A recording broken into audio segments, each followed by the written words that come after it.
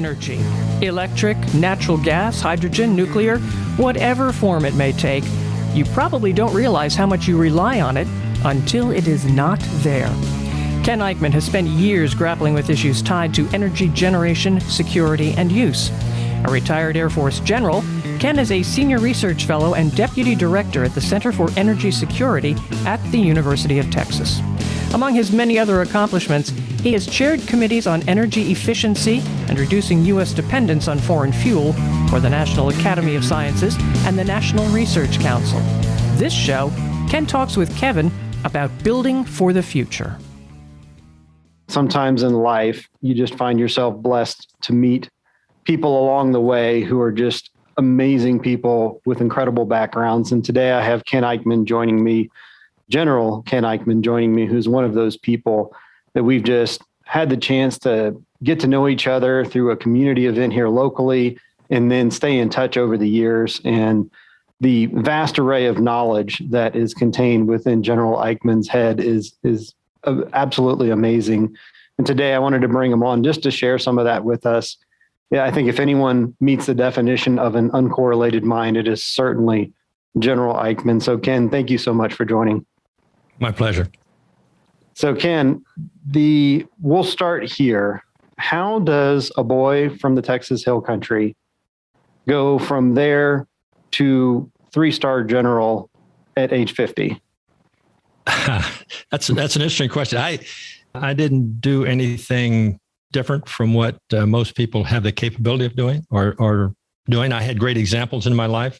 My dad, probably paramount in those. He was in the 5th grade when he was taken out of school by his parents during the Depression to go to work and try and help feed the family. He was able to get his 6 younger brothers and sisters through high school, but he never had a chance to go back. I don't know that I've ever met a smarter man who worked harder and cared more about other people than my dad, and set a great example for me. Later in the Air Force, came up with core values and had all the generals talk about what those values meant to them. And they were integrity first, service before self, and excellence in all you do.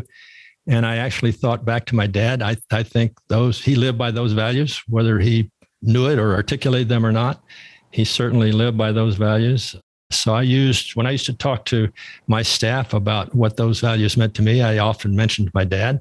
And I can honestly say, I know it's sort of a cliche, but I've gone through life thinking about key decisions and thinking about what would my dad do, or what if I do X or Y, what would make my dad proudest? What would be something that would mean something to him? I think that was always a great way to approach things. It gave me the opportunity to do a lot of things. And I've had great experiences through my life with other people I've been stationed with and had the pleasure of working with. And to spend over 30 years on active duty with some of the best men and women the world has to offer in the United States military was an honor for me. Oh, great. Well, I know there's a much more of a story behind that. At the end of the day, just hearing your story and times that we've talked about how you made your way into the Air Force, through the University of Texas and a number of other, tangential stories to that. There's a lot of preparation, I think, that goes into everything that you do in life. And it's very reflective. And even here today, as you've joined us, you're very prepared for what you do. It's a very military type approach to things. And we preach that here at Sierra Capital, is that it's not, and people call me and say, hey, the market did this today. How did you react? And I said, we didn't react. We prepared ahead of time. And so really, I would say from you, what I've taken from you in my career is that preparedness, just always making sure that we have our clients prepared for what's going to head their way or what we don't know is going to head their way. With that said, I know reading through your bio, I don't think we have time. If we just read your bio, I think it would take up our entire podcast today. So I'm gonna pick bits and pieces of it. But one thing that really stuck out before we jump into some of the most fascinating stories that you've shared with me, which are in relation to the nation's power grid and the security of the nation's power grid.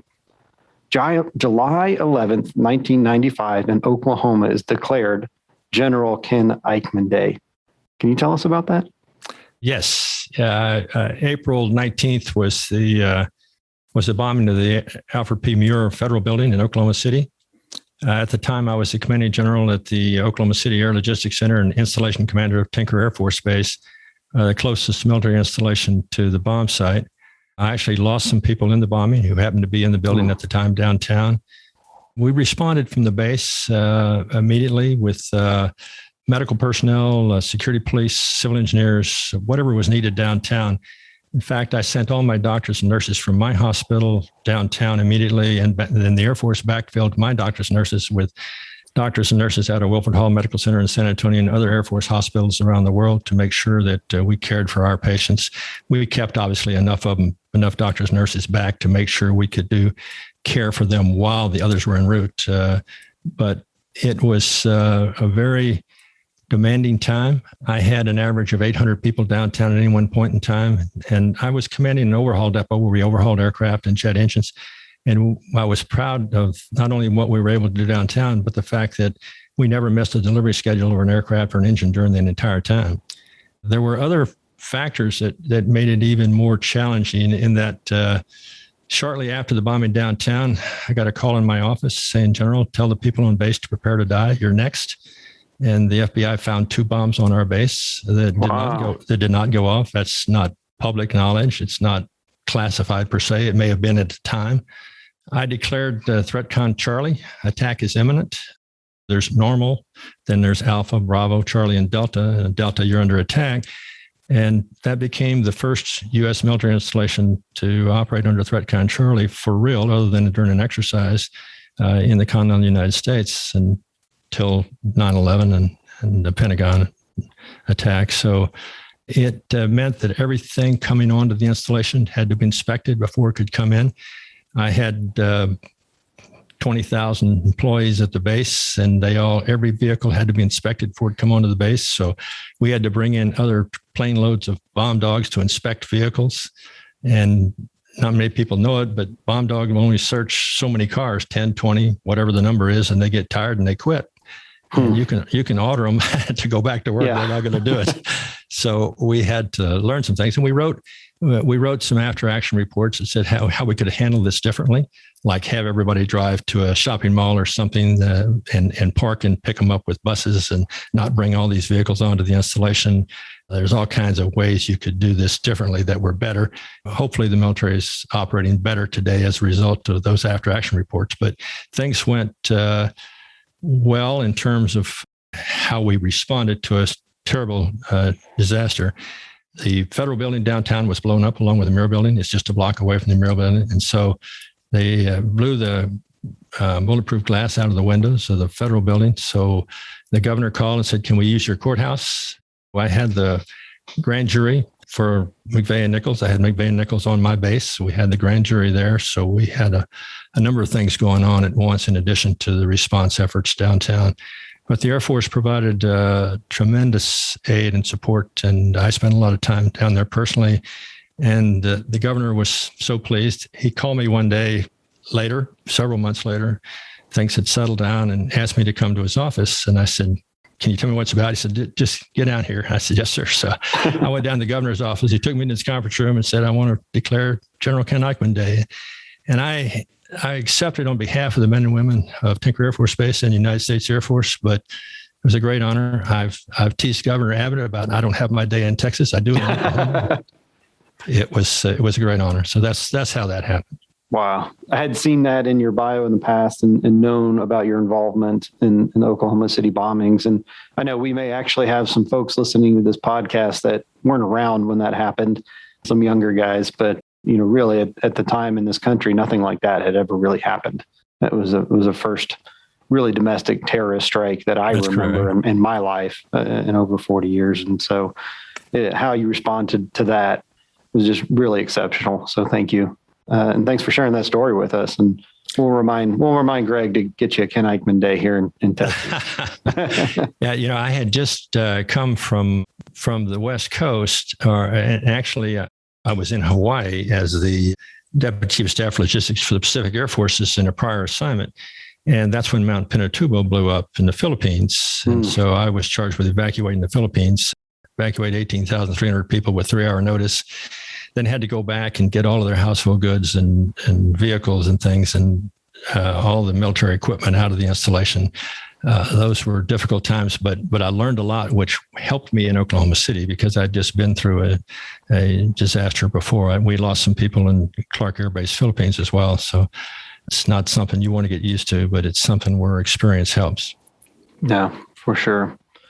Well, I'm going to shift gears just a little bit because I think what most people don't know about you is that your level of experience and the amount of time you have spent with government committees in Washington testifying to and bringing important information to, Congress about the safety of our nation's power grid. For those here in Texas, for the first time in our lives, we really felt what it was like to have a weak power grid during, what we call snowvid. If you could just give us some background on how you ended up there, and then tell us what's going on now, and a little bit about where do we stand with the kind of security of our power grid. I look at the world and I see Teslas here in Austin now. Everything's moving to electric vehicles. Do we actually have the right infrastructure in place to support this growing demand on the grid? So a lot of questions there, but I'll let you take it. All right, let me talk a little bit. I think we don't have the infrastructure yet. Hopefully we will at the right, in time, but it's hard to understate the dependence of the United States on electric power. We depend on it for everything from digital communications to financial transactions, function of basic utilities, including water and sewer, to transportation, to everything from traffic lights to air traffic control and emergency vehicles, and then the military. I mean, we rely tremendously on electric power. I chaired a study recently on installation energy security for the Department of Defense, and we found that 90% of the military bases in the United States have a single source of power, and it's from the grid, from off base. Wow. We don't generate much of our own power. There is backup power. In fact, there are government regulations that require military installation to have backup power for its critical infrastructure. However, it doesn't define what's critical. Wow. They leave that up to each installation commander. So each installation commander decides what's critical for his own installation. When I was an installation commander, I thought that was the right thing to do. I certainly thought I knew my base better than somebody in Washington might in terms of what was critical for me to do my mission. But there are certainly different interpretations of that. And so we found one base, as I was doing this, chairing the study, that had backup power for its gymnasium. And I asked the commander, how can you justify that as critical? He said, look, to do my mission, my people must be physically fit. I need my gym. I said, well, that's a pretty lax definition of what's critical. I understand the criticality of people being in shape, but you can do push-ups without lights in the gym and other things. You can run. I mean, you can do other things. Another base that did not have backup power for its hospital, because there were civilian hospitals just off base they could transfer patients to if in an emergency that had to be done. It's not ideal, but you can't have two bases, one that has backup power for the gymnasium and one that doesn't have it for the hospital, and say we've got a consistent coordinated plan across the Department of Defense. We don't, or we didn't at the time. Yeah. I have pointed all these out. I've outbriefed the Pentagon on that study, and they're making changes and corrections. I'm not sure what all they've done, but I know that they're aware of those types of issues. And it isn't that it was wrong to say we need to decide what's critical and have the person that's most knowledgeable do that, but you've got to provide some guidelines in which to do that. So there are those kinds of issues. That discussion brings up something as an example. We talk about when hurricanes hit Houston or hit the Gulf Coast or the East Coast, evacuation routes like I-10 out of Houston, all lanes are turned to going out. The lanes entering town everybody's coming out of town. The problem is not everybody, or one of the problems, not everybody has a full tank of gas in anticipation of the hurricane hitting. And so they get in their vehicle, they're not planning to evacuate. Then there's this evacuation order and the gas station's closed down the street. So they head out and they run out of gas on the highway and they start blocking up traffic. So the Texas National Guard is going up and down the side of the highways with Humvees with 5-gallon cans of gas, trying to give people some gas to help them get out. And so some people have said, well, why don't we put backup power at every gas station in Houston? Well, you don't need them at every gas station in Houston. You need some gas stations. So the state of Maryland, for example, just passed a legislative initiative to put backup power at the gas stations along emergency evacuation routes. And you don't have to put them at every gas station. You can take every 10th gas station, put backup power, and put a microgrid to those 10 gas stations to have the one that has backup power the other 9. And so you need backup power at 1/10 of the stations on the evacuation route. So maybe you're doing 1% of the stations in the state or in the major cities. So there's ways to do this without just treating everybody the same and give backup power to every station. It's not bad. It's just that you don't have the money to do all that. So how do you make decisions? So that's part of the decision process I'm talking about let's look at things. So I don't think everybody understands the electric grid as it operates. I mean, there are 3 major sections to the electrical grid in the United States. This east of the Mississippi is an interconnected grid. West of the Mississippi is another interconnected grid. And then basically the state of Texas. It doesn't exactly follow the state border, but it's close. This is the third grid. So that's why the other sections of the country couldn't help Texas when we had the major power outage. But the fact is that they have rippling failures in those other sectors that don't come into Texas either. So there's pros and cons of this. In fact, not that many years ago, I'm talking, 4 or 5 years ago, as an example that comes to mind, there was a power surge in Phoenix that was transferred to 2 different lines to separate it to try and deal with the surge. But it was still so great that it took 2 substations offline. Now, these substations, rather than have a failure of the equipment and then you can't bring it back online, you have to replace it, they have shut down mechanisms so that if they see a power surge coming, they'll shut themselves down to save the equipment. Well, they shut themselves down on both of these new lines. And then that cascade to the next station, they shut themselves down. And then the next one, and we had this cascading effect across the West. And 11 minutes later, San Diego went dark from Phoenix. So, you have these cascading failures. We've got to understand what's going on and how we deal with these types of issues and make sure we have a coordinated national approach. I'm talking about a whole of government approach. By that, I mean local, state, and federal. Most parts of the electrical grid the electrical grid is monitored and controlled by the federal government, but it's owned by private companies. And they can make decisions what to do with their equipment. And if they're not compatible, consistent with other utilities in other states, they may not connect well, and you can exacerbate the problem rather than helping the problem. So we need to have one consistent approach. The other thing is we've had a habit because we didn't know what else to do. We're trying to get power back when you have a major storm that takes out a major section of the grid. And I'm talking more about hurricanes now, like Katrina and Superstorm Sandy and Harvey, and those take out a major part of the grid. We spend an awful lot of money and a lot of time putting it back the way it was. Yeah, we ought to put it back the way it ought to be, not the way it was. I mean, but hard to get agreement from all these different owners in terms of how it ought to be. Somebody said, well, no, we ought to be this way. I said, no, that's not right. We ought to do this. Well, it's time to sit down and get together and decide what the grid of the future ought to look like and base it on knowledge and data. And then we all move towards the same direction. We're not doing that today. And that's a problem. So Austin probably has the premier approach to doing this in that when Bergstrom Air Force Base was closed and the airport in Austin was moved from Mueller Field out to Bergstrom, a good move because B-52s were operating out of Bergstrom, have long runways, plenty of runway. Deep runways. Yeah, it was a SAC base, right? Right. Yeah. So it's away from the community. It's not subdivisions built up next to the runways. That wasn't the case with Mueller. They had short runways and there was buildings on both ends of the runway. Now, most automobile accidents happen within 5 miles of home. Most aircraft accidents happen on takeoff or landing. Not all of them, but most of them. And in Mueller Field, if you had an accident on takeoff or landing, unfortunately, you're going to take out some residences or apartment complexes or businesses along the way. And that just makes a bad situation all that much worse. So the city of Austin did something very smart. When they moved to Bergstrom as the airport, they didn't just take and close Mueller Field and let it become an industrial park or something else. They actually put some major thought into it and created what was called the Pecan Street Project, where they built the energy efficient community of the future.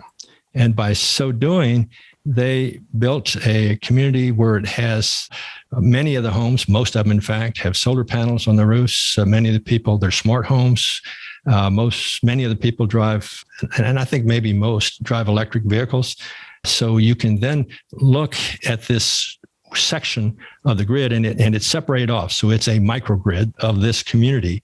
There's 700 plus homes and some businesses in there that we can monitor. And part of the agreement was, if you live in this area, we're going to try and put things in to help subsidize the cost somewhat, but you agree to let us get the data in terms of your energy usage. And by doing that, we have a database in terms of what happens when everybody gets home from work and plugs in their electric vehicle at the same time. What does that do to the power grid? When a cloud comes over and all the solar panels stop producing, what does that do? How do we best store energy? How do we best utilize the energy? And so this now is one of the largest, most efficient microgrids in the world. We're learning a great deal of data from it. There are literally billions of data points.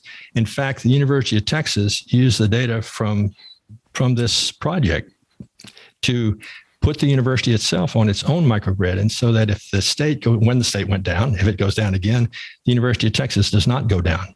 It has it's separated or separable from the electric grid in the state. And they're able to generate their own power. They have gas generators that can generate their own power. And if they generate more than they need, they can provide power off the campus to the rest of the city. So there are a lot of things that can and should be done. And I actually think that we need to put a lot more thought into more smaller microgrids so that we don't have these cascading failures, and we can, everything's working fine. They're all up and running. But if we have a failure, we can stop it and not let it cascade across the country. Yeah. I'll never forget, we were having lunch one day, and after our first interaction, I thought to myself, oh man, I better go read up on this stuff if I'm going to ever have lunch with General Eickmann again, because I need to at least pretend I know what I'm talking about. But actually, I had read about this before, and I mean, your eyes lit up when I brought up the term SMR, small modular reactors, and yes. I had viewed this even before meeting you as if not the solution. I've always been a large proponent of nuclear power in terms of clean energy. It's an extremely clean form of energy. These small modular reactors, what I read about it was one of these reactors can actually power a very large area, and you have the ability to create grids of them, and bringing a new one online once you have the initial ones online seemed to be somewhat easier. And I may be missing the whole point here, but you lit up, and I remember after the hurricane in Puerto Rico, and all the energy infrastructure there was absolutely decimated. I remember reaching out to you and saying, hey, why don't they just do the SMR and rebuild the grid, as opposed to restore it, revamp it there, and use that as kind of the test project. If I could see your eyes roll back in your head, I'm sure I would have seen them roll back in your head, because it had to do with, dollars only allowing things to be built back the way they were versus being revamped or re-energized to the newer infrastructure. So, hey, give me your thoughts on, kind of what is the future of energy production in your thought process from powering this increasingly energy drawing economy? Is it SMRs? Is it, hydrogen vehicles? Is it geothermal, as Bob Metcalf likes to talk about as well? I think it's a combination of all. The SMRs certainly have a place. I mean, they've powered Navy nuclear vessels for 70 years. There's no reason why we can't have a small modular reactor. In fact, instead of building a 1,400 megawatt large power plant, I think we'd be better off building 7 200 megawatt SMRs and networking them together to provide the same amount of power. But these are small enough that they could be buried, and you can have underground lines. I think it could be the power grid of the future. Department of Energy is doing a lot of work right now to work with Idaho National Labs to build and test a small modular reactor. But I think it's something that needs to be prioritized and funded properly to bring forward as soon as we can. There's zero emissions out of these plants. I know people hear nuclear and they're concerned about Fukushima and major power plants, but there were things that were done there that were not done the right way. Even Fukushima, the U.S. warned them about putting their generators right below ground so that water gets in them. I mean, we don't have that problem with the South Texas project, although it went offline for a while during the Texas outage here recently because of a water pressure sensor that failed, and we wound up shutting the plant down for a period of time. So there were a lot of things that happened in Texas, none of which, by the way, couldn't have been corrected with current technology and knowledge. It's just that this is such a low likelihood of occurrence that are you going to spend the money to fix all of this so that if it happens, we can live through it? The likelihood of something happening like happened in Texas, we can fix, but it's expensive. And the utilities, the way we're regulated in Texas, is incentivized to provide the power that's required by customers at the lowest possible price. Well, you're going to have to raise the price of electricity, and they're trying to balance and make this decision. This isn't going to likelihood maybe never happen again, or it's a 100-year event. Do we pay for it every year until it ever happens again to make sure we don't have the same kind of problem, or can we respond differently? So those are the type of decisions being made. This water pressure switch at the nuclear reactor was an issue. Certainly, we can fix that easily. The wind turbines, they iced up, they shut them down. There's ways to deal with that as well. Certainly, there are wind turbines in northern U.S. that operate in cold weather, and it's not a problem. It's just that it makes them more expensive. Yeah. So, do we really want to do that? And the gas lines. The gas that we use in Texas that goes to our gas power plants has some humidity in it, and it froze up the gas. You can dehumidify the gas, but you're going to pay so much per cubic foot of gas more. And do you really want to do that if you don't normally need to do that? So those are the kind of decisions, not that it can't be fixed. It can. It's not as simple as saying, yeah, let's just do that, because, it's expensive, and the utility rates are going to go up, but perhaps substantially. So we need to deal with other things. So let's go back to SMRs for a minute. Yeah, for sure. I think small modular reactors are something that we ought to pursue aggressively. There is an MOU, Memorandum of Understanding, between the Department of Defense and Department of Energy that says we need to work together to try and put an SMR on a military installation for energy security for our military installations. The last thing we want, if we have a power failure, especially if there's any terrorist activity that helped lead to that power failure, is to have our military bases go dark. We need them to help respond to the issue, not go dark. There is backup power, but there's limited backup power, and most bases have 72 hours or so of backup power. There's no guarantee we're going to get the power back on 72 hours. Texas is a good example. Yeah, for sure. Thinking back about the SMR construction, and you're saying that as opposed to one large nuclear power plant, that's 7 of these SMRs, or do they really just size them depending on what they need? No, you can. I mean, they're anywhere from 10 to 200 megawatts or so. So I think if you want to do it for a base, you could that uses 16 megawatts power, put a 20 megawatt SMR on the base, and you can provide the base with some power and have a little bit left over. You don't have the logistics pipelines. I mean, Navy ships we're launching today don't come back to be refueled for 40 years. Yeah, that's amazing. I mean, so we don't have that problem. A large power plant today is 1,400 megawatts or so. You can put 7 200s down there, and if you've got the plant down for maintenance, you're not short 1,400 megawatts. You're short 200 at a time until you repair. And there's a lot less maintenance for these SMRs. And like I said, they can be buried. So you put the first ones, I think, my opinion, put the first ones on a military base.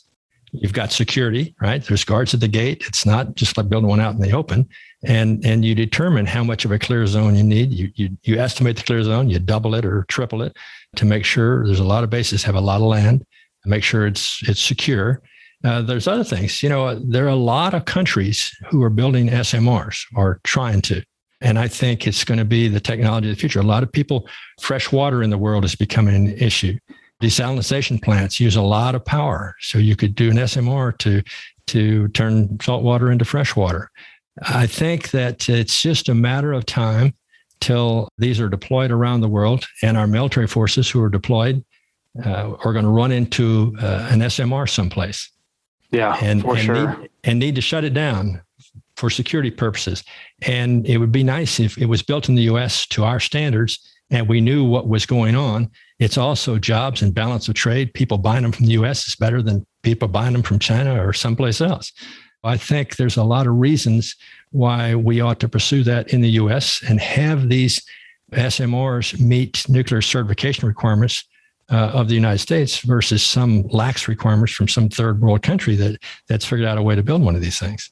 Yeah. Why don't we have them now? Nuclear technology has been around a long time, and these are just mini nuclear reactors. Why don't we have them now? They are. I mean, it's a priority. They're working on them now.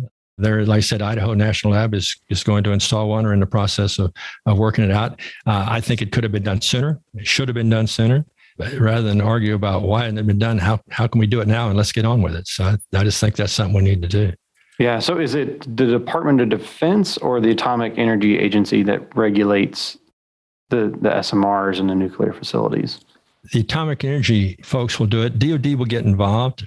There is a difference between the Atomic Energy Commission role in a large nuclear reactor and an SMR. And I'm trying to remember exactly how that works and where the responsibility is. But they all need to get together and work together to figure out the best way to do this. Certainly, like I said, we've been operating ships for 70 years. They're basically in a vault. They can't run away like Fukushima or Chernobyl or someplace or 3 Mile Island.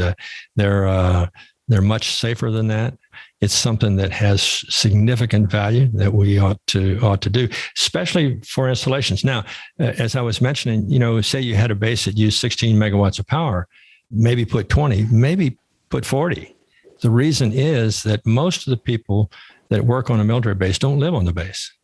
True. When I was a commander, installation commander of Wright-Patterson Air Force Base in Dayton, Ohio, one of the largest bases in the world, most of my people lived off base. And if they couldn't get to work, I had backup power for the command post. But if nobody can show up at the command post because they can't get from their house to the base because they don't have gas and the gas stations are all shut down because of power shortage, it becomes a major issue. And we found things like we had backup power for the command post, but did not have backup power for the water and sewer systems that serve the command post. So I said, geez, come on, guys, let's think this thing through a little more carefully. So I ran a nuclear preparedness exercise for Wright-Patterson Air Force Base, and those results are in the Pentagon as well. So they're working all of those issues. Wow. With all of those issues, and I asked this question earlier, but we didn't quite get to it, is we have a world mobility fleet that is going towards electric. And I think that is a wave that is just not going to stop. We're going to continue to see that. We're going to continue to see that. Currently, the clean energy forms other than nuclear don't have the same level of energy per unit that petroleum still has from that standpoint. Yeah. We've heard a lot of things like, if California wanted to go solar, they have to cover every square inch in a solar panel. And, all these kind of, I had no idea if that's right or not, or if it's just hyperbolic speech from, someone who's against it. But really, with where the power grid is, and let's just say we have a plan and we get the power grid up to a point where we're comfortable as a nation from the security of it. But how big does it have to be to support an economy that's going to make that kind of shift? There are things we can do to make the grid much more resilient, much more reliable, and much more receptive of new technology coming in. Right now, it's pretty much a hardwired grid, and it's for one way. It provides power to you, but it needs to be a two-way power grid. There are things that can be done and need to be done, but again, we need to take a national approach to it in terms of how we do this. It's going to take a long time. In fact, it'll never get done in that you'll continue to modernize the grid as we go. I think, you mentioned earlier the transportation sector and the electric vehicles. I think there's some advantages certainly to doing that. There are certainly drawbacks. The power grid is not ready for that. We certainly don't have the charging stations we need for people to travel. I think if you have a charging station in your home and you're using it just to go to work and back, that's great. There's no problems with that. But if everybody plans to plug their vehicle in at work, there are not enough charging stations. If everybody's going to go across country, you can pull off and someplace you got to find a charging station. I just read an article where some TripAdvisor type website took some electric vehicles on a road trip. They had planned, well, I'm going to stop here and stop there and stop at a Target and plug my car in. When they got to the Target, they had 6 charging stations. None of them were available. They were all broken and they need to be repaired. Went to another, and they were all busy, and it took an hour for the fast charge, up to 8 hours for the level 2 charge. And so you just have an issue that continues to need to be worked. I mean, there's a lot of research going on in terms of rapid charging, but we're not there yet. And we certainly don't have the charging stations. Even if you had the money to build the charging stations, people pull into a gas station today and there's like 1.4 million pumps in the United States, something like that. And it takes 5-10 minutes to fill up your car.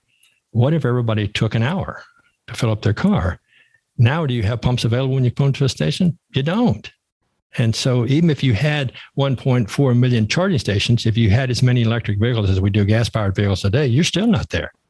Yeah. You're not close. Now, we're not close to having that many electric vehicles, but that becomes a significant issue. You can plan your trip around, I'm going to stop for lunch, but everybody can't stop for lunch. There are not enough restaurants with enough charging stations. So you just got to plan in the time it takes. And we've got to work this issue. It's not that it's insurmountable issue we can't work. We can, but we're a long ways from being there yet, especially with the grid as fragile and vulnerable as it is. I mean, we've got 100-year-old grid that's aging. And gosh, 2015, I know that's 6 years ago, but a bolt rusted out on a transformer on a pole in Maryland and fell off the pole and shut down power to the White House and the State Department. Wow. I mean, the backup power of the White House came on, but the backup power of the State Department didn't. It failed to switch over for some reason, and they had to go fix that issue. But I mean, if it can happen to the State Department or White House, what happens to your house and mine? Yeah. I think that we've got to fix these aging grids. And then from these large power plants, that's another reason to go to smaller ones like the SMRs or some other approach, have step-down transformers to step the electricity down to transmit it to other places for usage. And these large step-down transformers were built many, many years ago. And since we built them all and we're not replacing them or putting new ones in, the manufacturing capability has gone away. We don't have that manufacturing capability in the United States. We certainly know how to do it. That's not the point. But nobody's selling enough of these transformers. So you've got these transformers out there. And when they were built, say there was one in Chicago or 2 or 3 or something, there was a rail line that went to that part of the town, and they built a spur line off that rail line to where they wanted to put the transformer. They welded a couple of cars together to put this huge transformer and a couple of rail cars, and they took it on that spur line, took it to a spot, offloaded it and put it in place, then backed the cars back out, took up the rail line, took up the spur line, and you can't get there anymore. And now houses and communities, businesses have built up around that transformer. And if it fails, even if you had a spare, you can't replace it. I mean, I don't know how you get it there. Yeah. One of the studies that I'd shared for the National Academy of Sciences, we pointed all that out and we said, we need a plan for each of these major transformers in terms of if it were to fail, how do we replace it? Now, to date, most of them, they'll have a problem and they'll need maintenance and we can repair them. But what if there were a terrorist attack that blew them up? You can't repair it. Now, what do you do? I mean, there is a plan in the Department of Energy to route around 1 or up to 2 transformers. But if three or more go out at one time, there could be a major section of the country that's without power for weeks or months. Yeah. Didn't we have in the last 10 years or so, someone came fairly close in the Bay Area to actually taking out one of their big step downs, if I recall? Yeah, there was Silicon Valley. There was an attack on a substation that took out 17 transformers or something like that. And the concern was, and it was like deer rifles, 30-06s or something that shot out the oil reserves so that cooled these transformers so that they shut themselves down or they burned up, whatever they did. The concern was, is this a test of some larger attack coordinated across the country at several sites at once? It turned out that we haven't seen that yet. Doesn't mean it wasn't, but there are a number of attacks around the country every year that are concerned. In fact, direct physical attacks. The DOE took a look at a 3-year period, and from 2011 to 2014. Now that's a while ago, but even then, and I think it's worse today. Electric utilities reported 362 targeted attacks that caused outages and other power disruptions. That was 362 in a 3-year period. And it's over 100 a year. And cyber attacks are another major problem. In fact, DOE... That was my next question for you. Components reported 1,131 cyber attacks over a 48-month period, not too far back, and 159 of those intrusions were successful. And 53 of the successful were root compromises, meaning that the penetrators gained administrative privileges to DOE's computer systems. Whoa. So that ought to concern somebody. Yeah. And it does. The people know that, and they're trying to work on it, but I'm not sure that they're working on it fast enough with enough priority. And I know there's a bill that Congress has been debating on for some time for infrastructure, but I'm not sure that I haven't seen it, but I don't have a need to, maybe others do, that there is a systematic approach to exactly how we would use that money and how we would address these issues. If it's to take old lines and this transformer that fell off the pole and replace the bolts, okay, but that's not getting there, right? How do we provide a new system, new technology, proven innovative energy sources that are capable of producing much more secure power? And I think about most recently, the example that I think of is more related to the Colonial Pipeline attack. They had a cyber attack and ended up paying off their ransomware and getting it turned back on because it was more valuable to route 5 million in Bitcoin to, Eastern Europe than it was to try to figure out how to get power back to that system on its own. And when I look at a nation that's going to move to an even higher level of dependency on the electric power grid, then I find ourselves probably more vulnerable and at least more susceptible to outside cyber attack on that system or systems. I sit on a military advisory board for the CNA Corporation, which is a federally funded nonprofit research and development center. We study pressing issues of the day to assess their impact on national security.